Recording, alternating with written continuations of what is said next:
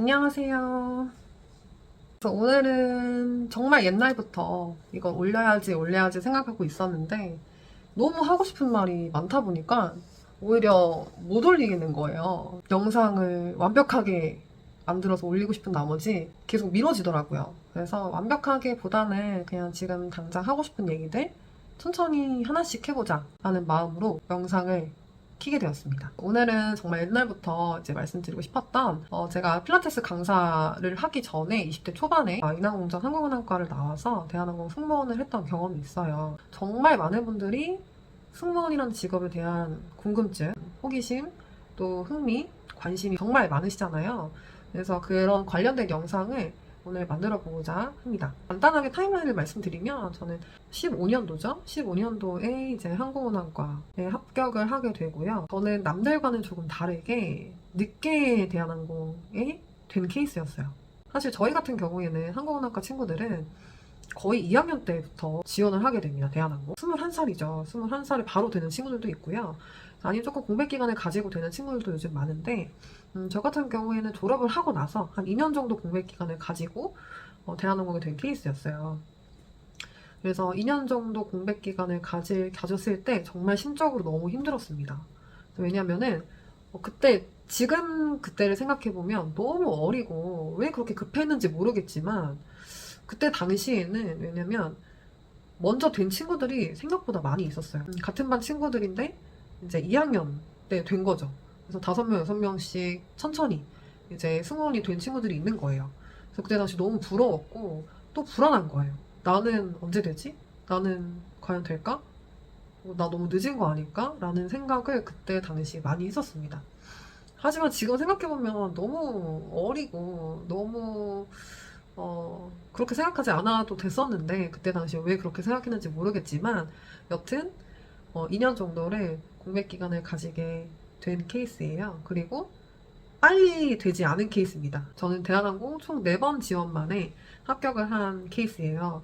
그래서 첫 번째는 임원 탈락, 두 번째 임원 탈락, 그 다음에 세 번째 최종 면접 탈락, 네 번째만에 된 케이스입니다. 그래서 할 말이 정말 너무 많아요.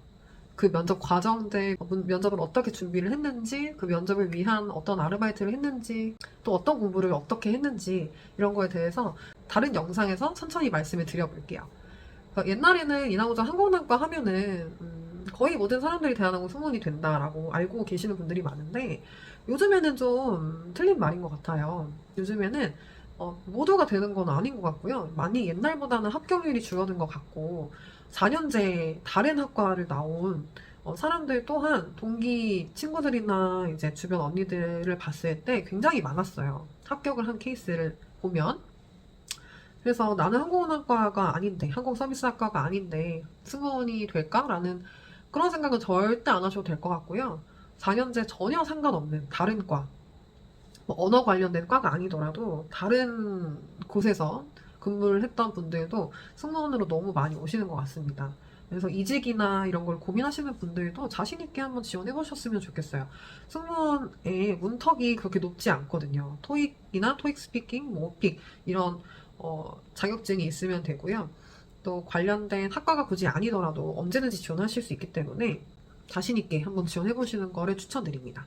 공백 기간이 꽤 길어서 여러 가지 아르바이트를 또 병행하게 됩니다. 단순히 생활비를 벌기 위해서가 아니고 이제 공백 기간이 길수록 그때 뭘 했냐라는 질문이 면접에 나올 수 있잖아요. 그래서 그때 당시 공백 기간을 허투루 보내지 않았다라는 거를 면접에서 어필하기 위해서 서비스 직업을 계속 하면서 그 시간을 보내려고 했어요. 그래서 카페 아르바이트를 좀 많이 썼던 것 같아요. 그리고 카페 아르바이트도 적성이 맞아서 스타벅스에서도 1년간 근무를 하게 됩니다. 스타벅스에서 일을 하게 되고요. 그다음에 또 공항 관련된 일을 하게 되는데 이제 대한항공 서비스를 이용해 보신 분들은 다들 아실지 모르겠지만 이제 한가족 서비스라는 게 있어요. 그래서 지상에서 하는 업무고요. 그때 당시에는 터미널 2가 없었어요. 터미널 1에서 이제 한가족 서비스라는 지상에서 서비스를 하는 업체에 들어가서 이제 근무를 하게 됩니다. 정말 정말 힘들었고요. 그래서 그 넓은 공항을 이제 돌아다니게 되는 업무인데, 한가족 서비스는 잘 모르실 수도 있는 분들을 위해서 설명을 드리면, 도움이 조금 필요한 승객들이 있으시잖아요. 고령의 승객들이라던가 조금 몸이 불편하신 분들을 위해서 지상에서 게이트까지 안전하게 모셔다 드리는 서비스를 하고 있고요. 그래서 휠체어도 끌게 되고요. 또 짐 같은 것도 도와드리게 되고, 아동 승객 있잖아요. 어린 친구들. 그래서 어린 친구들 혼자 유학을 가거나 어른의 도움이 필요한 어린 승객들을 위한 또 근무도 하게 됩니다. 그래서 그 업무가 저한테는 굉장히 도움이 많이 됐어요. 그래서 승무원을 준비하는 친구들한테 좀 추천드리고 싶은 업무 중에 하나고요. 항공 서비스직에 대한 어떤 관심과 흥미가 있으신 분들은 지상직에서 일을 해보시는 것도 너무 추천을 드리고요. 또 승무원의 업무와 지상에서 하는 업무가 다 연관돼 있어요.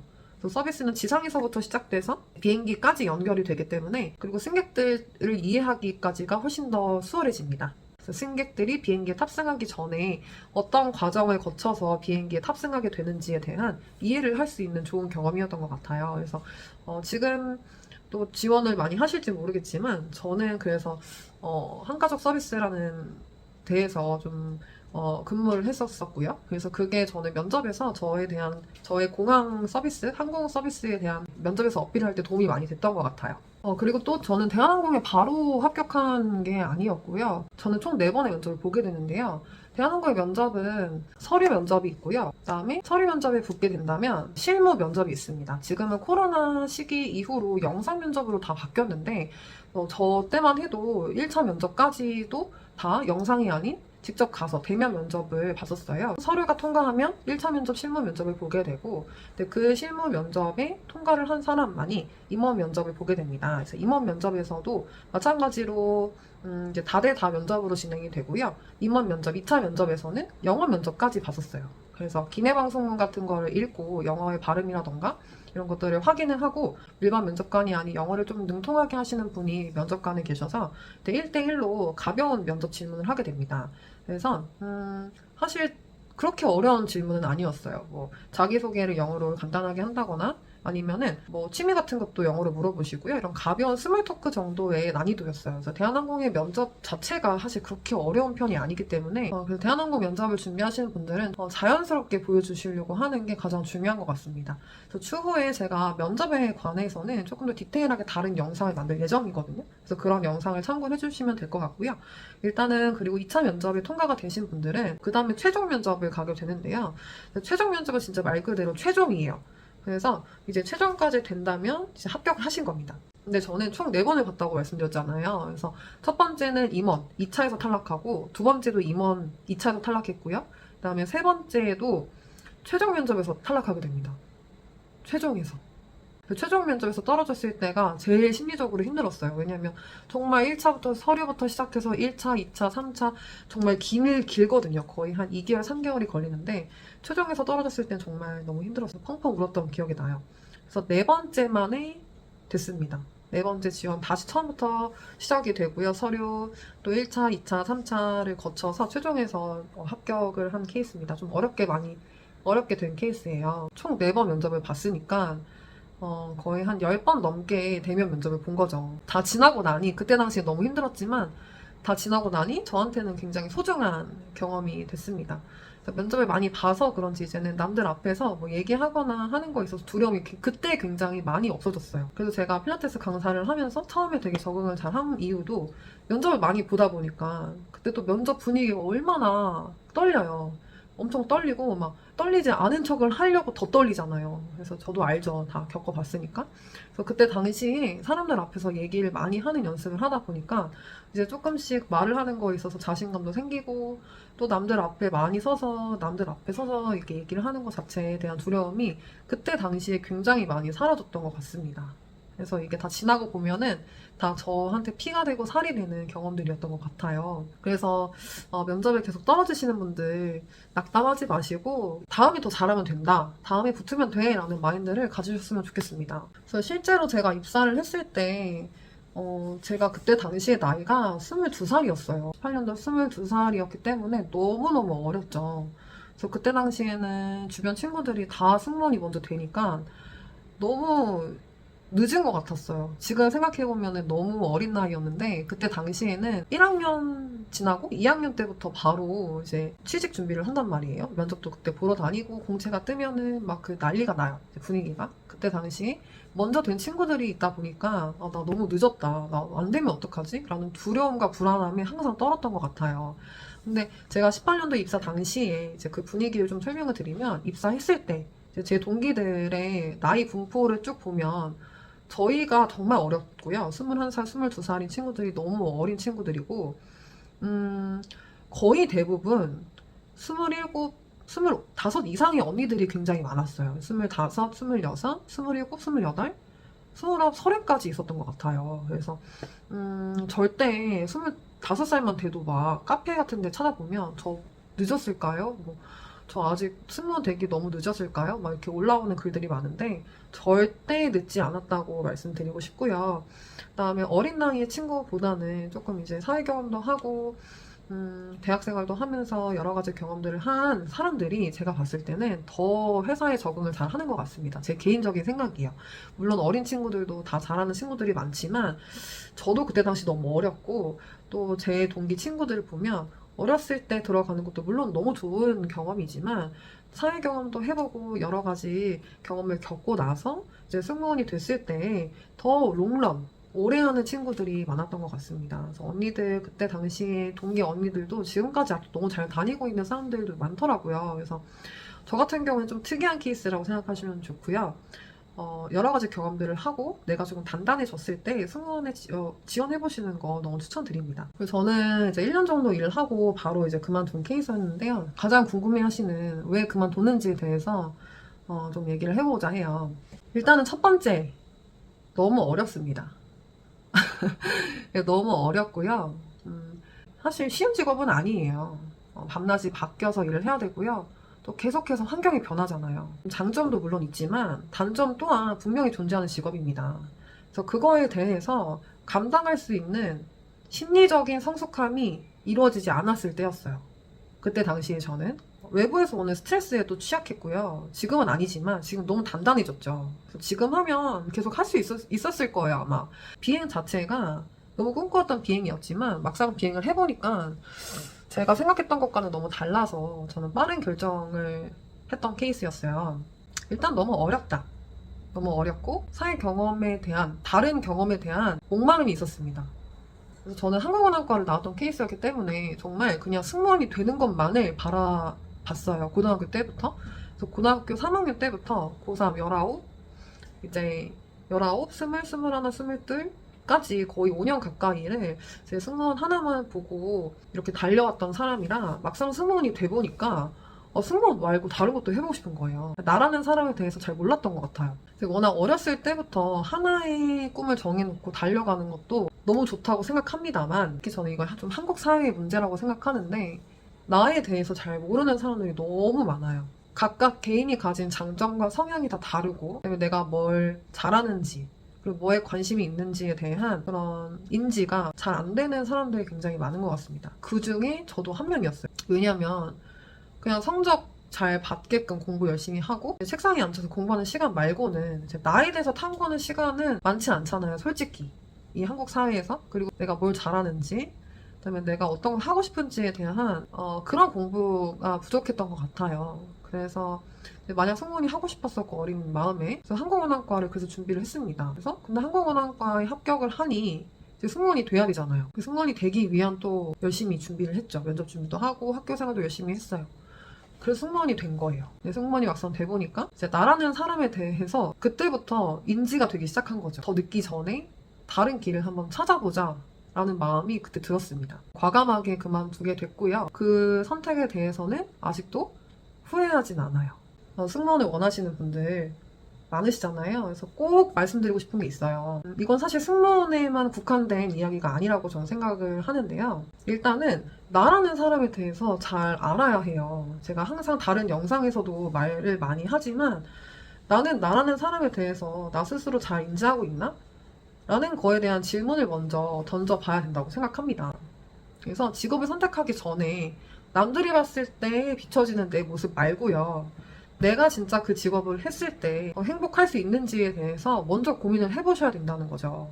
근데 제가 이제 승무원을 그만두고 승무원 면접을 조금 했었거든요. 승무원 과외 면접을 했었는데 정말 많은 분들이 승무원 유니폼을 입어보고 싶어서요. 그냥 남들이 봤을 때 승무원 멋있잖아요. 그리고 여행 다닐 수 있어서 좋잖아요. 라는 얘기를 가장 많이 들었어요. 물론 맞는 얘기입니다. 승무원 너무 멋있는 직업이고요. 서비스 직업 중에서 꽃이라고 생각해요. 남들이 그거 우러러 보잖아요. 솔직히 말씀드리면. 예쁘고 키 크고 멋있는 분들이 서비스를 하는 거 너무 좋은 직업 맞아요. 근데 단순히 그 이유로 들어가시면 못 버티실 거예요. 그런 곳이 아닙니다. 그래서 일단은 서비스에 대한 마인드가 충분히 갖춰져 있는가를 먼저 생각을 해보시고요. 그리고 또 한 가지, 나에 대해서 알아야 된다고 말씀드렸잖아요. 그러니까 나는 나와 직업을 분리시킬 수 있는 사람인가 아닌가를 먼저 고민을 해보시면 직업 선택하실 때 굉장히 도움이 된다고 생각합니다.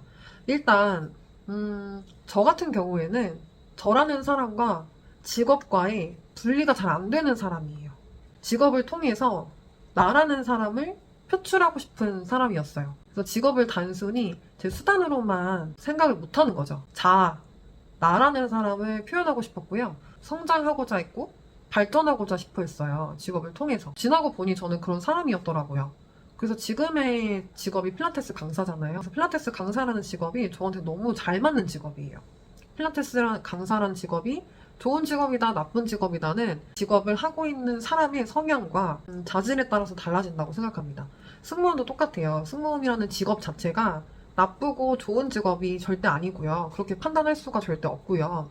그 직업을, 승무원이라는 직업을 하는 사람, 가지고 있는 사람이 그 직업과 잘 맞는지 맞지 않는지가 중요하다고 생각해요.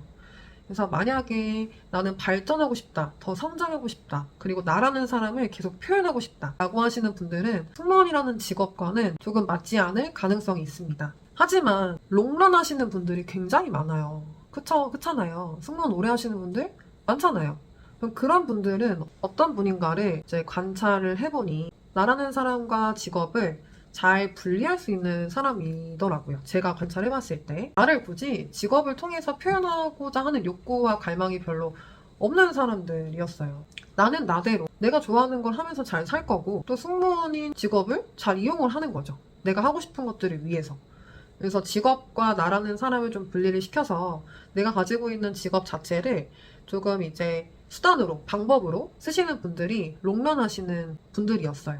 나라는 사람이 좋아하는 것들, 공부하고 싶은 것들을 따로 하고 승무원이라는 직업을 수단으로, 내가 좋아하는 것들을 하기 위한 수단으로 쓰시는 분들은 오래 근무할 수 있는 것 같습니다. 그래서 예를 들어서 나는 해외에 나가는 것 자체가 난 너무 행복한 사람이야. 나는 진짜 해외에 자주 나가도 상관없어. 환경이 바뀌는 게 나는 되게 흥미롭고 그런 환경에 적응할 수 있는 사람이야. 그리고 똑같은 일이지만 근무하는 환경이 계속 바뀌고 같이 일하는 팀원들이 계속 바뀌잖아요. 그런 변화에 있어서 난 좀 강한 사람이야 라고 하는 사람들이 승무원이라는 직업에 맞는 사람인 것 같습니다. 단순히 승무원이 좋은 직업이다, 나쁜 직업이다 이렇게는 얘기를 절대 못 드릴 것 같고요. 그 직업을 택하는 나 스스로가 승무원이라는 직업과 맞는 사람인가를 먼저 생각을 해보시는 게 저는 가장 필요하다고 생각합니다. 지금 돌이켜 생각해보면 제가 그때 정말 많이 성장을 했어요. 성공도 해보고 실패도 해본 거죠. 제가 어렸을 때부터 꿈꿔왔던 직업을 이뤄도 보고요. 그래서 그 직업을 어쨌든 잘 유지를 못했던 거는 실패했던 경험이었던 것 같아요. 또 그 실패를 통해서 거기서 좌절하지 않고 저를 찾으려고 굉장히 부단히 노력을 많이 했던 것 같습니다. 그래서 그만두고 나서 나라는 사람이 어떤 사람이었는지, 내가 무엇을 좋아하는지, 어떤 일을 했을 때 행복감을 느끼는지 이런 거에 대해서 자아 성찰을 정말 많이 했던 것 같아요.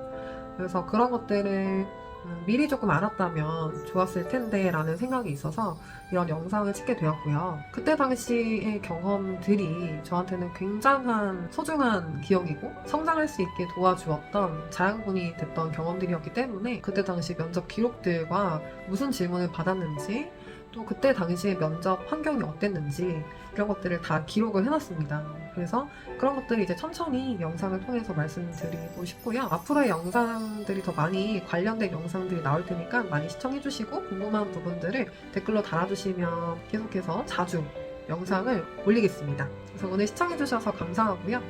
앞으로 다른 영상에서 만나요. 안녕.